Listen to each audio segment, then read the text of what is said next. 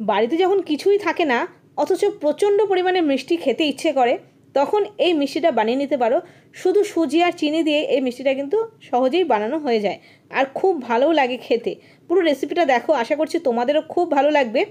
আমি যদিও খুব তাড়াতাড়ি এটাকে আমি ডিমোল্ড করে নিয়েছিলাম আর তাড়াতাড়ি কেটেছি বলে একটু মানে লেগে যাচ্ছে চাকুর গায়ে, না হলে কিন্তু আরও সুন্দরভাবে কাটা হয়। এবার দেখো আমি কড়াইয়ের মধ্যে নিয়ে নিয়েছি সুজি। তো আমি ঘি ব্যবহার করিনি, তোমরা ঘিয়ের মধ্যে সুজিটাকে ভেজে নিতে পারো। এবার সুজিটাকে শুকনো অবস্থায় ভালো করে ভেজে নিলাম। বেশ সুন্দর একটা ভাজা ভাজা যখন গন্ধ আসছে তখন দিয়ে দিলাম এরকম 10 টাকা দামের একটা দুধের প্যাকেট। তারপরে আমি দিয়ে দেবো একটু জল।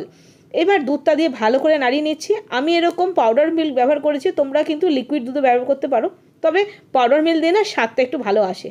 এবার আমি দিয়ে দেবো একটু এলাচের দানা, তারপরে দিয়ে দেবো কটা কিশমিশ, আর তারপরে দিয়ে দেবো মিষ্টি।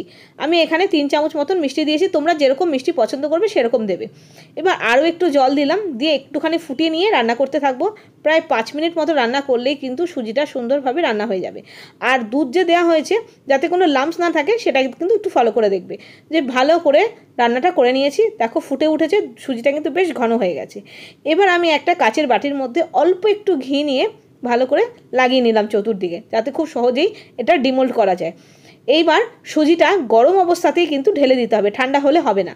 গরম অবস্থাতেই এই বোলটার মধ্যে ঢেলে দিলাম। ঢেলে দিয়ে একটুখানি সুন্দর করে ওপর দিকটা সমান করে দিয়ে একটু ড্যাব ড্যাব করে দিলাম, যাতে পুরোটা ভালোভাবে সেট হয়ে যায়। এবার খানিকক্ষণ পরে যখন ঠান্ডা হয়ে গেছে, আমার একটু তাড়া ছিল তোমাদের বললামই, তো সেই জন্য তাড়াতাড়ি আমি ডিমোল্ড করে দিলাম, আর একটু রাখলে ভালো হতো। এবার আমি কাচের প্লেটটা সরিয়ে স্টিলের প্লেটটার উপরে আমি ডিমোল্ড করলাম, নাহলে কাচের প্লেটটার উপরে একটু বেশি বাড়ি মারতে হচ্ছিলো বলে সেই জন্য স্টিলের প্লেটটা চেঞ্জ করে নিয়েছি। আর তারপরে দেখো কত সুন্দরভাবে মিষ্টি তৈরি হয়ে গেছে। আর আমি তোমাদের প্রথমেই বললাম আমার হাতে সময়টা আজকে একটু কম ছিল বলে তাড়াতাড়ি দেখাতে হয়েছে বলে, নাহলে সুজিটা খুব ভালো ঠান্ডা হয়েছিল না, তলার দিকটা গরম ছিল। আর একটু ঠান্ডা হলে বা ফ্রিজে রেখে দিলে খুব ভালো হতো। তো কেমন লাগলো জানিও, তোমরা কিন্তু এভাবে বানিয়ে নিতে পারো। তো আজকে এই পর্যন্ত, দেখা হচ্ছে আরও রেসিপির সাথে। Bye bye.